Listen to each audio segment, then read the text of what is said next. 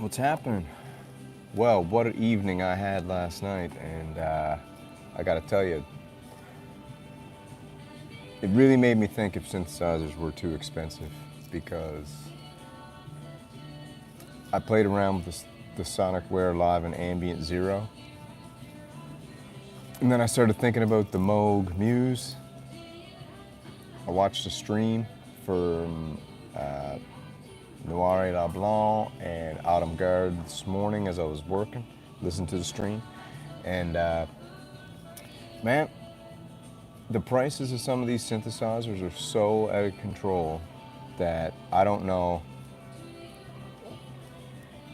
if it's I really don't know what's going on. Like, he showed the Quantum Waldorf Mark II coming in at like $6,000. You know, then we got the Polybrew 12 at $4,000. We got the Moog Muse at $3,500. Just fill in the blanks of any of the sequentials, the Prophet 5, Prophet 10, and they are all very, very, very expensive. And then I sit down last night and I play around with a $239 Ambient Zero synthesizer, and it just absolutely blew me away. Absolutely blew me away. So we're here having a coffee, just having a chat, and if you got any questions about the Sonicware Ambient Zero, you can ask. But man, synthesizers are like $6,000 for a Waldorf Quantum Mark II. And I was checking it out, and the only difference in the Mark I and the Mark II is that it's got MPE and something different in the keyboard, aftertouch maybe, polyphonic aftertouch. And then you can pick up a Mark I used for what, $2,000? It's just weird. Very, very strange. I can't figure it out. But, oh, now let me get this chat. I'll figure it out. What's up, Panasonic? How's it going, man? Good morning. Let me get this chat filter. You always got to put the chat filter on live chat so you get it scrolling in proper. Yeah. So I had a great night with the Sonicware Ambient Zero last night, man. That thing is, like I said, I just took it out of the box. It's $239. Took it out of the box, and it's absolutely insane. The sound you can get out of it is so crazy. The stereo, I mean, it just really blew me away. And it really made me be like, man, am I actually gonna go out and spend thousands and thousands of dollars on a synthesizer when I can get such a good, I know Waldorf, I guess the only fairly priced Waldorf synthesizers are the Blofeld, you know, which you can pick up for what, $350 or something? Or the Pulse. I think the Waldorf Pulse is cheap, but once you get up around the Iridium and the Quantum, the cool thing about Quantum is it's got the digital oscillators but analog filters. But is it that much better than the Iridium? It's a tough question, you know. I don't know. I think I might pick up one of those Quantum. I might get the Quantum Mark I. You can get the Quantum Mark I on sale now for under $2,000. I think you can pick it up for $1,800. That's still crazy expensive. Have you guys tried and listened to the Sonicware Ambient Zero? I did a live stream on it last night. Just opened it out of the box, plugged it right in. Didn't know how to use any of it. Just went through some patterns and played the Hydrasynth Deluxe, like noodled over the top of it. Man, you want to talk about mind-blowing sound from a cheap synthesizer?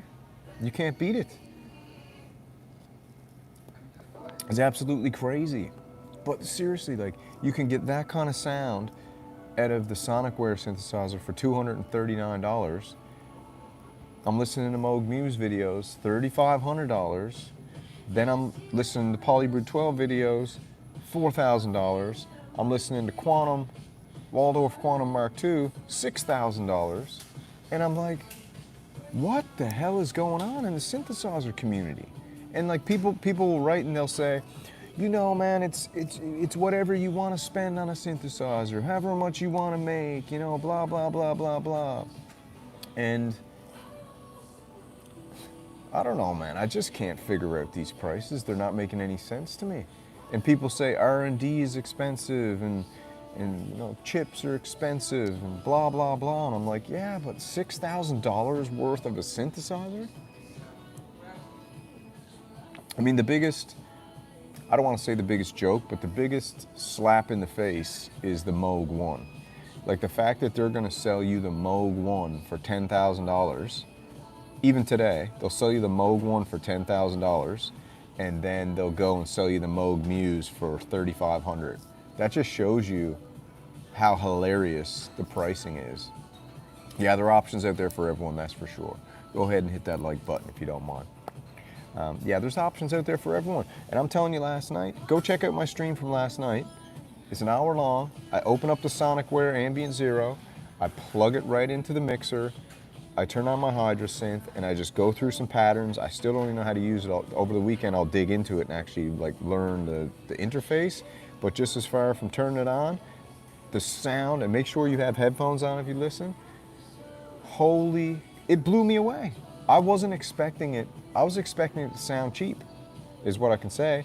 And the Sonicware Ambient Zero sounded like a $2,000 digital synthesizer. I would say it's probably sounded up there with the Iridium and the Quantum. I mean, that might sound crazy, but $239? Yeah, I know. The thing is today, I can maybe understand where synthesizers in the past would be really expensive, but there's so many people using synthesizers these days and so many people buying them, and just go on YouTube, you can see how the market is way bigger. And you got global shipping now, you got internet marketing, you got shipping from in the US, you got Thomann in Europe, and you also got Uli Behringer and Music Tribe getting in on Guitar Center, so that's going to create huge distribution lines. So, I mean, listen, when I play some Behringer synthesizers, and now that I tried this Sonicware, that's just a digital synthesizer, you can call it a VST in a box, just a drone machine. When I played the Sonicware Ambient Zero drone machine, it made me like get whiplash. I was like, how can something $239 sound this good? It's probably like, I'm telling you right now, everybody should have an Ambient Zero in their studio, because the inspiration you can get from that drone machine, just turning it on and letting it ride and just bringing the patterns in and out, and it's got enough modulation capability that you can take the pattern and change it. You don't even ever have the sound design on that thing, and it will be an absolute delight for you to go in, turn that on, turn on one other synthesizer with it, and just noodle over the top and get lost in this crazy ambient droney sci-fi world, man. It's so crazy. It's really, really insane. And it was only 239 bucks. So I'd go get one right now if I were you. And this is my first experience with Sonicware. I know people are like, oh, the user interface is a bit like, Japanesey. There's a lot of like shift functions and all that stuff too. But to be honest with you, I might try to pick up every single Sonicware in that series, the Live-In series, and just have, I don't know, man, for 239 bucks. But then I'm gonna like end up spending like $1,000, so I don't know if I'll do that. I just like the Ambient Zero, actually. I'm gonna play around with it some more. The lo-fi is good. I wanted to get the Mega Synthesis because I like those Sega Genesis sounds. What do you guys think? I mean, do you guys really think that synthesizers are fairly priced these days? I mean, they dropped the Mantis yesterday. The PWM Mantis dropped yesterday, and I think that is $1,400, $1,350 or something, American. And I'm looking at that, and I'm looking at the Oberheim TE-05 for $15. And then I'm looking at, I know the Hydra synth is like $13, and I'm like, wow, dude. I'm like, the Mantis is just gonna I don't think they're gonna sell many Mantises. And I kind of like the sound, but I just think they're not gonna sell many. I think that they didn't put enough effects in there. But I know a lot of people think onboard effects, but I'm an onboard effects guy,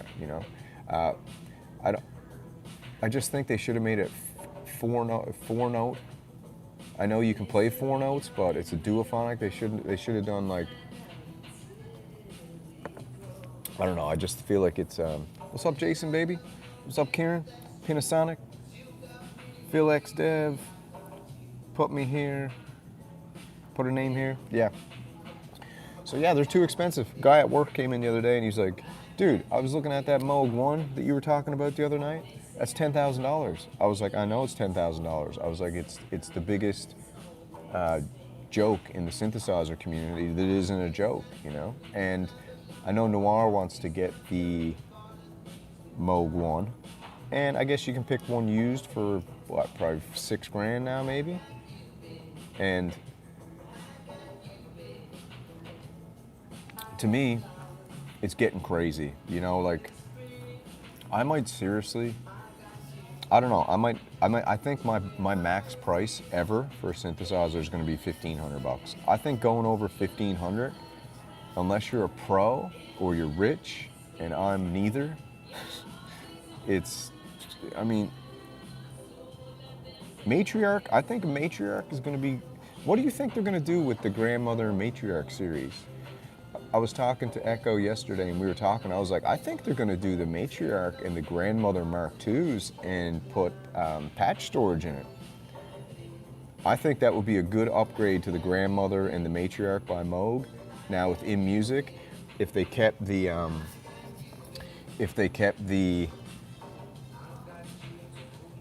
semi-modular design, but they allowed you to store your patches, I think that would be a huge, and then they dropped the price a little bit, right? Because there's no need to be sent. Well, they're not bad price, but I mean, you should be able to get a Grandmother for $7.99 now with In Music, and you should be able to get a Matriarch for $9.99. That's what I think. You know, especially if they're doing the Moog for 30 or the Muse for 3,500. You can't really patch storage with semi-modular. Yeah, I guess you're right.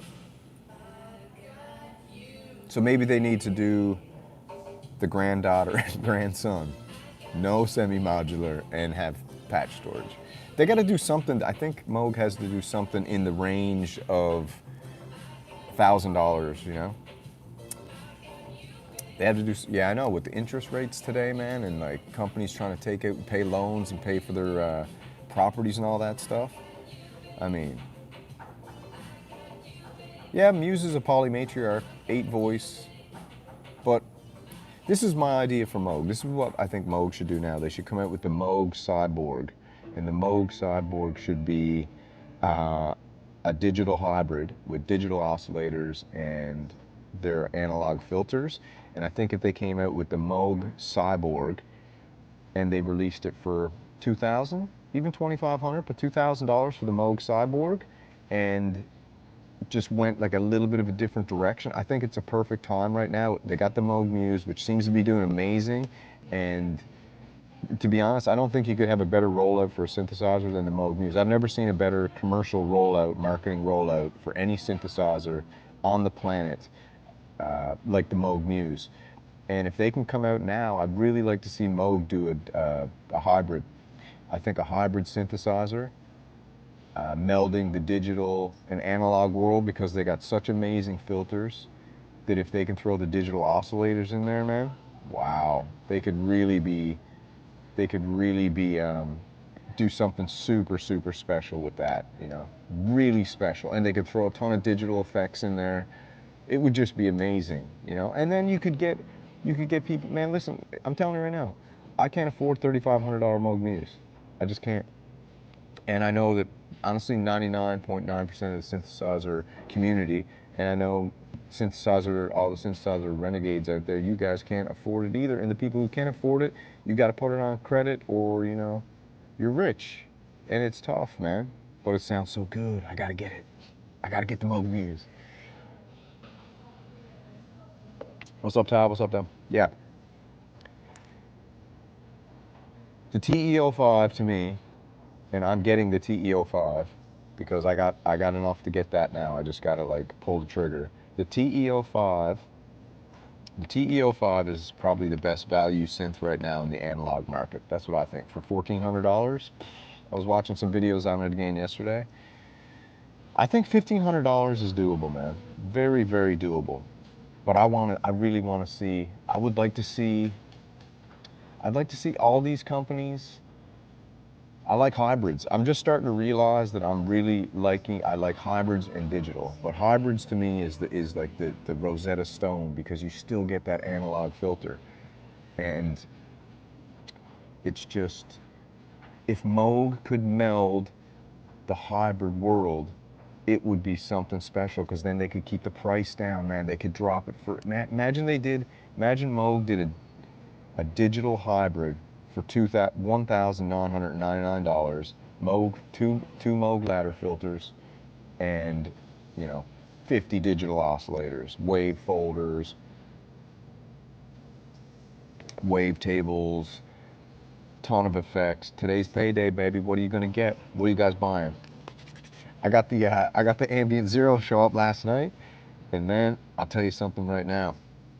The Sonicware Ambient Zero. If you don't have it, they're not going to sell for much longer, because they're doing them like collector's items. I would go get one right now. I know 2 people last night after the demo went and bought them. They emailed me. They're like, I went and bought the Sonicware Ambient Zero.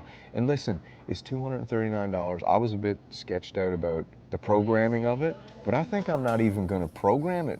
I'm just going to use what's in there for drones and just knob twiddle as I noodle. And I think it's the perfect.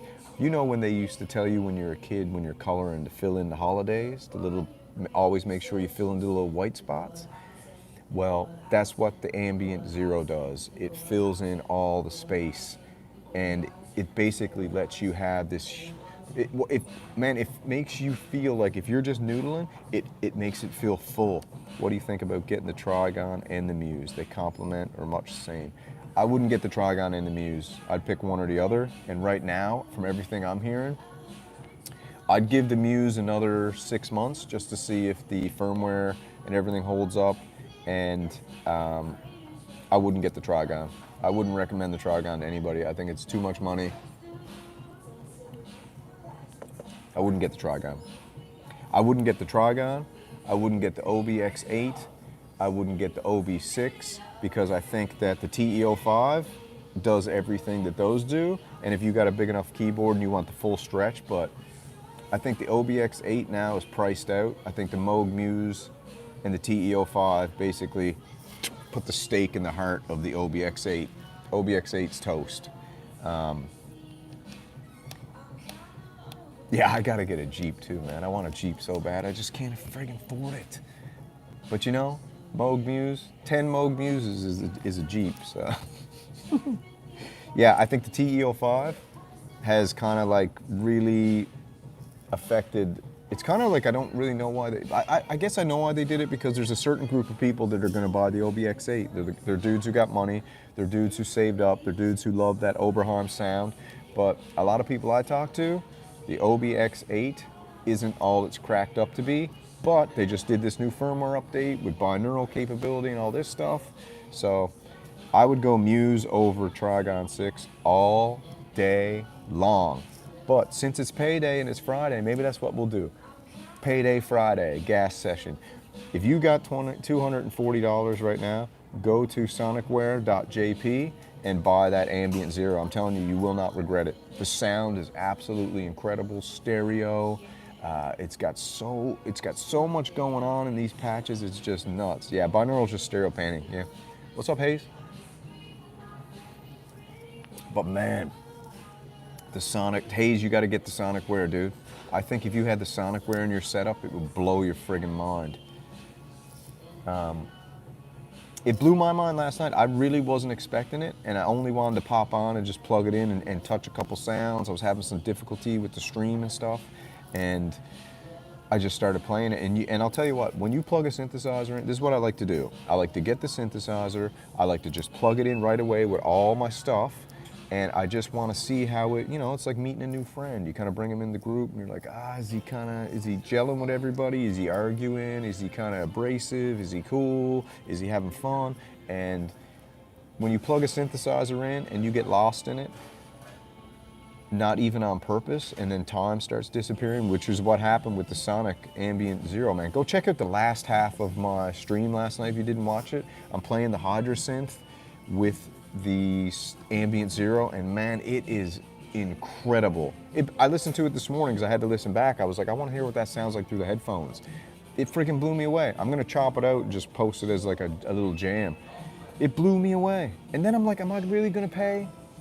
But people are saying this about the Moog Muse too. They're saying that they're getting lost in the Moog Muse, and it's like nothing they've ever played before. I watched a video yesterday. A guy said he said that 1 week after using the Muse, it was he's like, I can't use any other synthesizer now. I'm using it for everything. And I'm not, see, a lot of people do this style. They got one synthesizer, they'll lay like something in a DAW, then they'll change everything up, they'll lay another piece in the DAW. I don't do it like that. I like having everything going all at once and just letting the sounds kind of have a relationship together and then recording that. So that's kind of what I do. If you don't really know what I'm doing, then you don't really understand what I'm saying. Yeah, I don't want one. Does it all synths? Yeah, Hayes, get the Ambient Zero, dude. I'm telling you, 239 bucks. Everybody here, go get the friggin' Ambient Zero. I'm telling you, you won't regret it. I regretted it. I had it in my house in a box, and I didn't open it for a week because I went and pulled up the PDF manual. And when I looked at the PDF manual, I was like, oh no, what did I get here? I got a shift function slash, back end menu dive and predator screen plastic box, and this is not gonna be fun at all. And man, I'll tell you something, that was I ever wrong. And the way to enjoy this thing, I've watched some videos on YouTube and I think they're doing it all wrong for how they're doing it. They're getting it out and immediately they're trying to like program it and start from scratch and it's just, turn it on, go through every single pattern and take your time and noodle through each pattern that they got in the Ambient Zero, and it will friggin' blow your mind. By the way, the Rev 2 is beautiful, SS. Rev 2 is ugly, man. Rev 2 is, there's three ugly synthesizers in production at the moment. One is the Nord, the red Menace. Okay, the Nord is absolutely ugly. The MPC is one of the ugliest things, except for the gray Nintendo one, but the MPC red is super ugly. And the Rev 2 is ugly. The Rev 2 is ugly not because it's just boring looking. I guess that's what I mean. It just feels like when I look at it, it's uninspiring to look at. But Echo did a stream yesterday, and man, the Rev 2 sounds amazing. So sound-wise, it's amazing. It's like, Rev 2 is like, I feel like when I look at the Rev 2, I'm looking at a girl who dresses in goth. And you look at her and you're like, God, she's got black hair, black nail polish, black lipstick. She got white makeup on, so she looks like a ghost. And I'm looking at her and I'm like, geez, and she's got like black clothes. And I'm looking at her and I'm like, man, you got no oomph to you. You got no pizzazz. But then, you walk over and you sit down and somehow you start talking and you're like, wow, this chick is deep, man. She's got a mind. She's linguistically gifted. She's imaginative. And man, I actually think that this chick is pretty cool. That's the Rev 2, okay? That's the Rev 2. It ain't nothing to look at, but it's awesome to listen to. That's the Rev 2. That's what I think. What do you think of this shirt? So we thought about it last night. I had a conversation, and we stole the Synth Mafia's flag, right? That's what we're doing. We're not the Synth Mafia. We're the Synth Renegades, but we went and stole their flag. They wouldn't accept the title. We tried to give them the title of the Synth Mafia, and they wouldn't accept it. So we stole the flag, and now we're making merch for the Synth Mafia. They missed an opportunity.